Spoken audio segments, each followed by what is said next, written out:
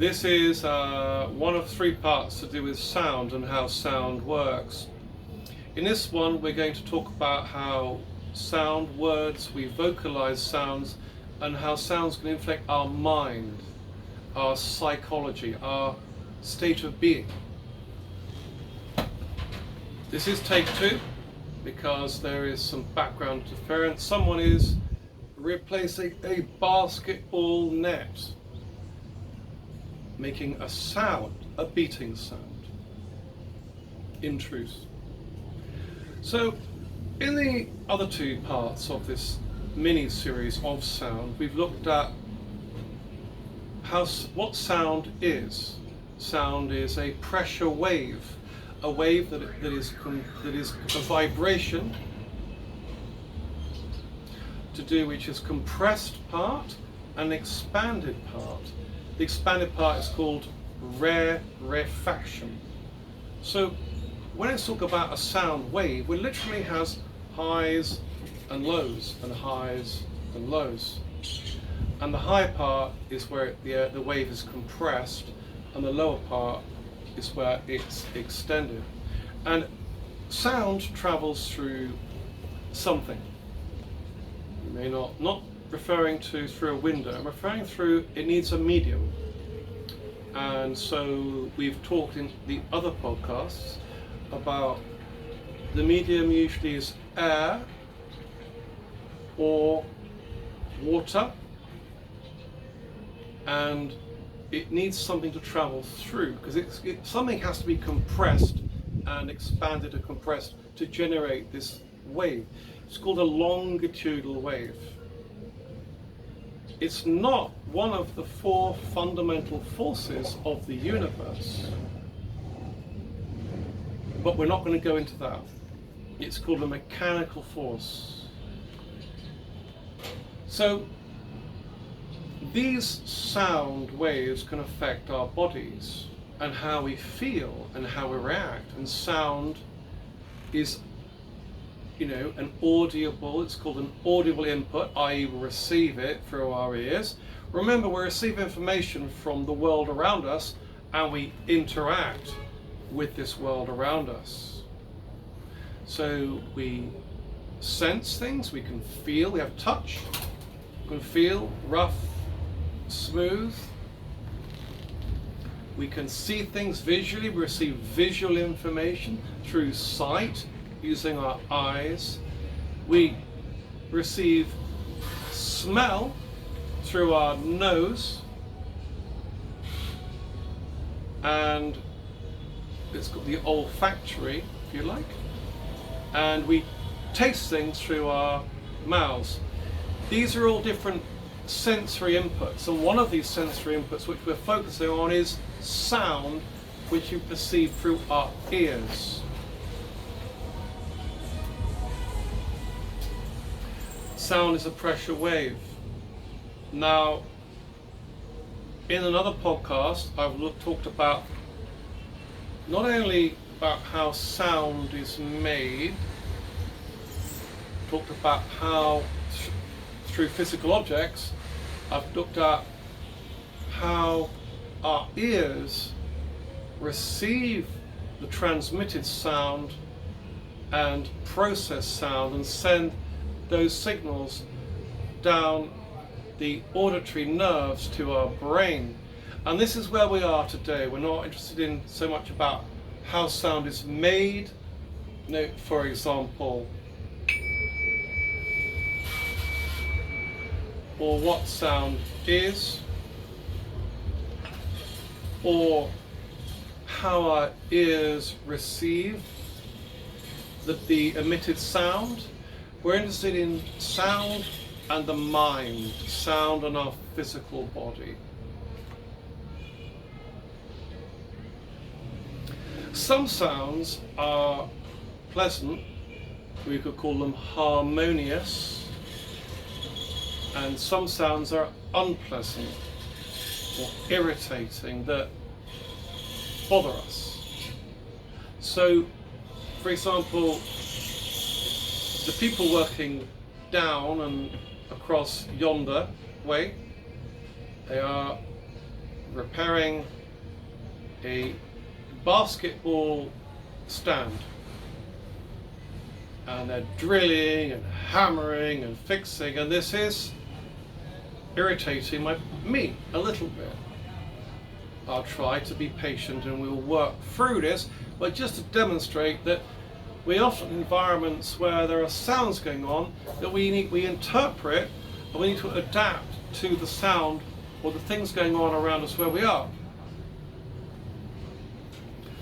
So how does sound affect our mind and our well-being? Well, it does, and in a major way, as I showed. I can block off sound. You may want to put, speakers on, block off sound. But assuming that you have your ears pricked up, i.e. your ears are awakened. Now, harmonious sounds, relaxing sounds, sounds of water, running water, sounds of music that you like, relaxing music, birds, nature tends to be relaxing, harmonious sounds. But often in our lives we have sounds going on all around us, especially in cities where there's so many different mechanical sounds, not produced by, that's an awful, irritating, rasping sound. Compare that to, say, a river, or a bird, or just something, a cat purring. So let's talk about relaxing sounds. Relaxing sounds, our mind interprets them. So bear with me. So your nervous system makes all of your body work with your muscles. Hormones, your nerves and your muscles and your mind make everything all work, your body to work. So if I want to lift this symbol up, this is called it involves my somatic nervous system. I'm making a conscious decision to lift that up. It's called the motor nervous system because I'm actually interacting with the world. But if I put my hand on it and just feel it, I'm receiving sensory input. So most nerve signals are motor neurons. They're motoneural signals. We react and interact with the world. This is all conscious, but we have a lot of our mind going on in our minds which is unconscious. And this is what I'll explain to you now, and how sound affects us. So think of A and B. These are unconscious nervous actions going on. In A, we have what's called the sympathetic nervous system.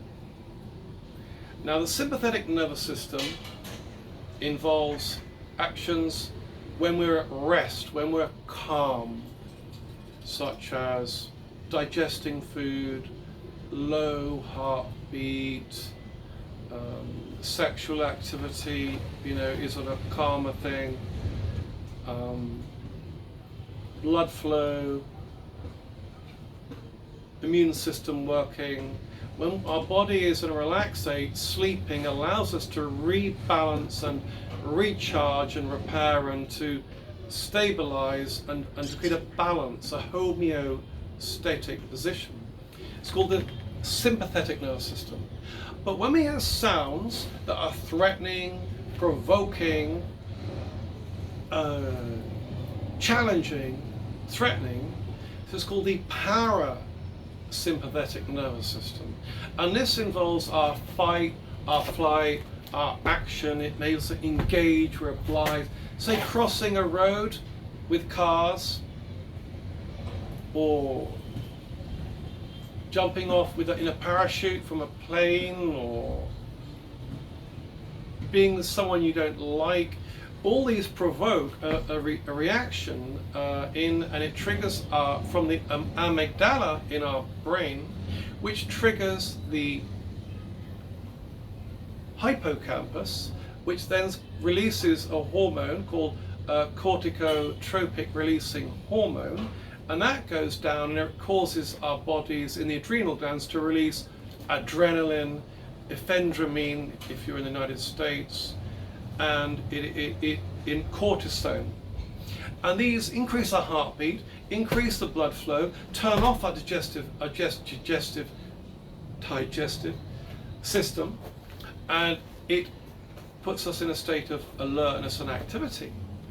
So if I hear noise, cars, thing, boom, boom, my mind is constantly trying to process all these sounds, these pressure waves.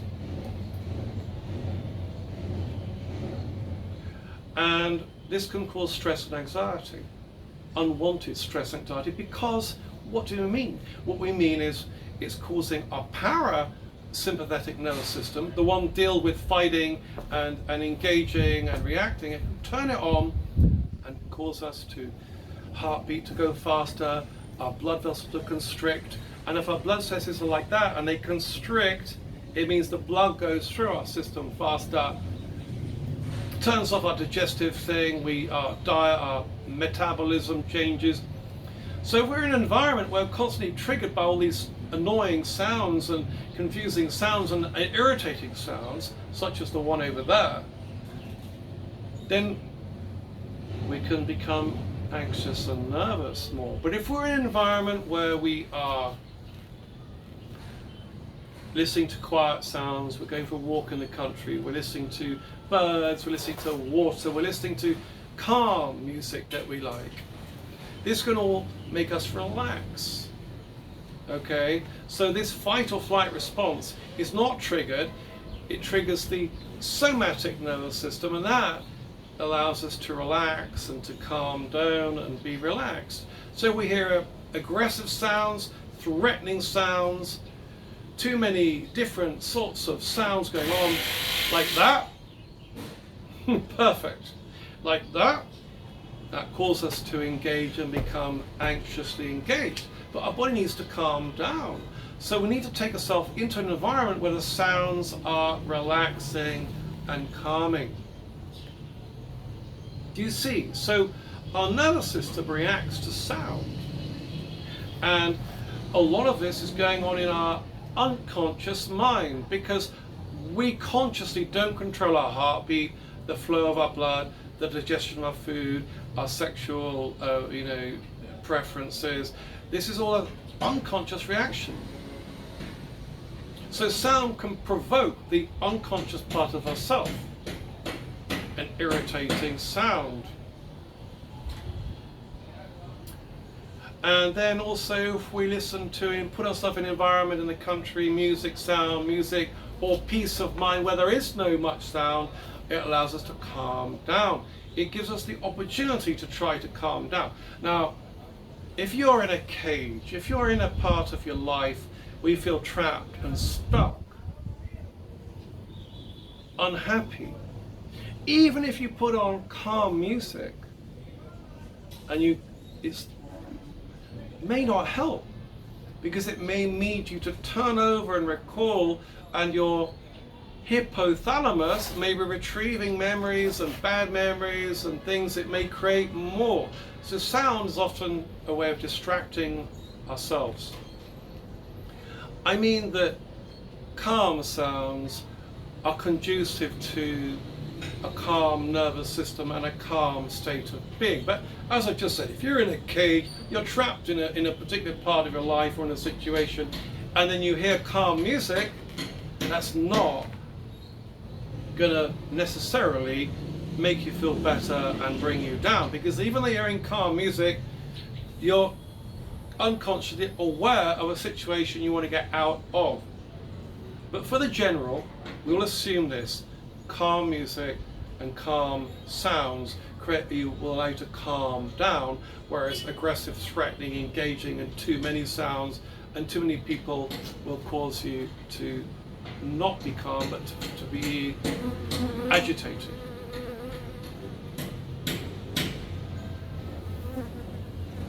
So,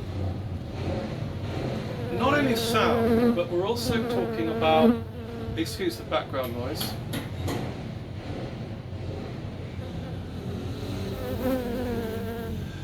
The other part of this particular episode is to do with names. Now, names and resonance. Now, my name, Tristan, and you will have your own unique name.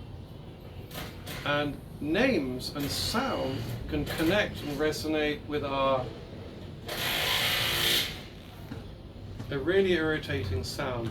So what I'm going to do is I'm going to pause this podcast and I'm going to re-engage in the second half when these sounds that want to make me anxious, aggressive, defensive things, I'm going to turn it off and I'm going to return, and we'll get back onto this podcast in 1 second. Bear with me, I'll be right back. Of course, the secret is to persist and endure, and to be magnanimous. Magnanimous in my podcast about ethics is about to not concern yourself with small things and problems that are going on, such as that sound makes it difficult to talk about, well, to hear the sound of my voice being broken up by the sound of a drill and a hammer. So, going back onto names, the importance of names. So, if I think you have a name, if you're a woman, you might be called Mary, Jane, Rachel, Mary Lou, or if you're a man, you might be called David, John, James, Richard. But you identify with that because the sound of your name has it resonates with your inner being, your inner self. Not the I-ness, the I, the I, you, he, me, you, but the self, your inner self. So imagine that someone called you by another name. So if someone called me David, we were out, or my name's Tristan, you know that's not your name. Maybe your name might be Isaac. And someone calls you Hector, we have something we associate with names. If someone called you by a name, it just wouldn't sound right. You would just react. You'd know it's not your name. There's something going on here with name, the resonance of your name.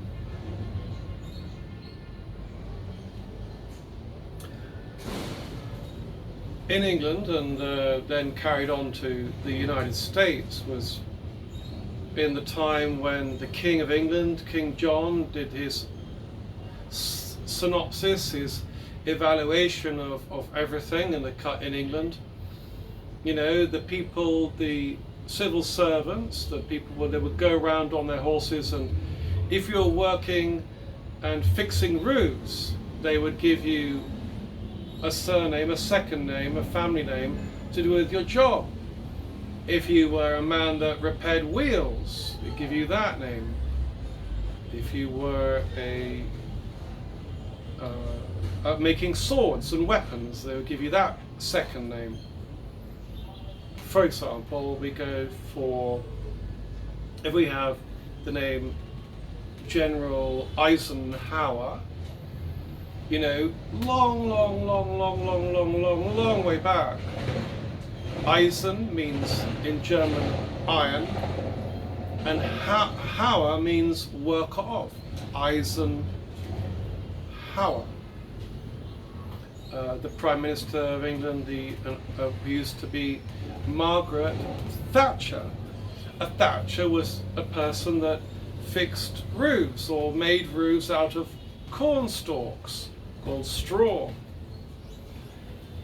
I remember a headmaster at my school was called Richard Cartwright.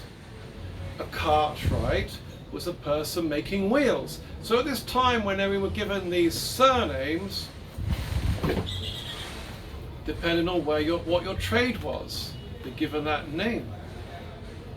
Now these were names ascribed to your profession that you were in. Fair enough. what's in a name. Now, some people were given another name because of something they've done or the way they were. For example, we have Alexander the Great. Why? Because he conquered most of Asia and he was a great general. You have the Russian Tsar called Ivan the Terrible. Why? Because he was cruel. You have, if you know anything about the European Crusades in the Holy Land, you had Suleiman the Magnificent, or King of England, Ethelred the Unready. These are called epithets, and they are descriptions added to a person's name. Alexander the Great, Richard the Lionheart. You see, so it's added up to an adjective to describe the name, called an epithet. Now, some names are theophoric. Theophoric, theos, the Greek word for God, and ferry, you know, the boat, a ferry, theros, carries on. So a theophor is a name that includes a reference to God. And due to, you know, English and some European as well, the old medieval and the centuries and gone, there's a strong faith in Christianity, and a lot of names were taken from the Bible and from the Holy Land. For example, we have the word El, and El meaning God, and Elohim. El is the name of God in the Bible, in the Old Testament and in the New. So El was the name of God, or Elohim, the gods of the hierarchy of angels. So there are a lot of names that have the word El in it. These are called theophors, and they were used to names to describe qualities of God, not as an adjective, God the great, God the glorious, but often they were qualities and powers that God had that became a name, and then they were given to people as first names, as Christian names. Let me explain. So we've established that El means God. The country Israel includes the word El on the end because it's God. And Isra means to struggle with or to contend with, i.e. to sort of engage with God. Isra, to struggle or to engage with. El, to be engaged with God, you know, to try to work it out with God, to follow God and try to work to what God desires are. Joel, Rachel, Raphael, Ezekiel, Japhael, Suriel, Daniel, Michael, and so on. All these have El in the name. And so if your name is Michael, Mikey in Hebrew means who is like, as in no one can compare to El, God. Makai El, Michael. No one is like God, because God is all powerful, almighty. So Makael means it's like who is like God. Elizabeth means Beth is house and El is God, so it's called the house of God, God's temple, God's home. It's the origin of the letter B as well. Beth. The word B, it comes from the word Beth, and Beth means house, because originally the B was drawn like a house.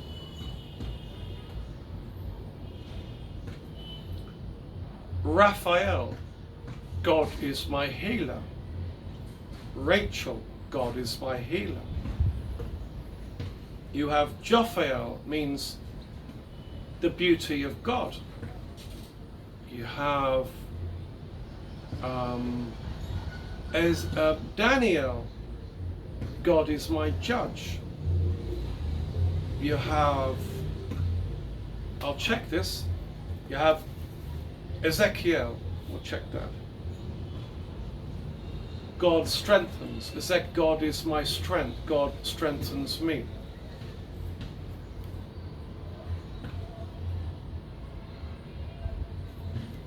So, to be given a name with God in it was very interesting. And then the Hebrews, when they left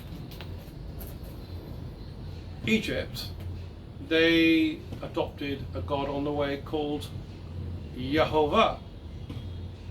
And Yehovah became another name of that God. They called Yehovah. And so they had El before they went to Israel. And when they came out of of Egypt, they also adopted Yehovah. And so you have a word like Joel, which has the Yehovah part of it mixed with El. It's two, the El and the Yehovah together. Joel. So some people say that they believe that it's God. The name of God is so sacred you're not supposed to pronounce even the name of God. So there was forbidden to pronounce it. So they call him El Shaddai, the supreme God, Elohim, the everlasting God. But often they don't even mention the word God, because to say his sacred name is considered to be sacrosanct, so to be irreligious, like not holy. Name is so sacred that you're not supposed to pronounce it. So there's a lot going on in names. And names is a sound, and a sound is a resonance, and every name is a composition of a vowel and a consonant and a vowel. So we form these syllables, and syllables made into a word, and a word is a name. But don't forget, a sound, an enunciated, i.e. a spoken sound, has a resonance and a vibration to it. For example, here we have Elohim in Hebrew. It might be Yahweh, but I'm going to go for Elohim. Elohim, you see, it's called sacred names. And I will refer to one thing, last thing. I don't like to refer, but we have in the New Testament, the new book, we have John 11. It says, when he was in Jerusalem, many believed in his name when they saw the miracles he did. Again, believing in his name, the power of a name. And some people believe that when you make a prayer or a wish or you speak, that words have power. Even though we've identified in the other podcasts that they just are vibrations that resonate, some people believe that these certain frequencies and resonances and vibrations around the universe actually have an effect. So if one vibration is happening, say, in Buenos Aires, and a similar vibration is happening in Australia, Sydney, and the similar vibration is happening in Iceland, that similar vibration interconnects. Richard Sheldrake talks about morphic resonance, and this is similar in the fact that certain frequencies interact not just on a local level, but on a universal level, but this is contentious. So sound and names, the formation of syllables, have a certain power.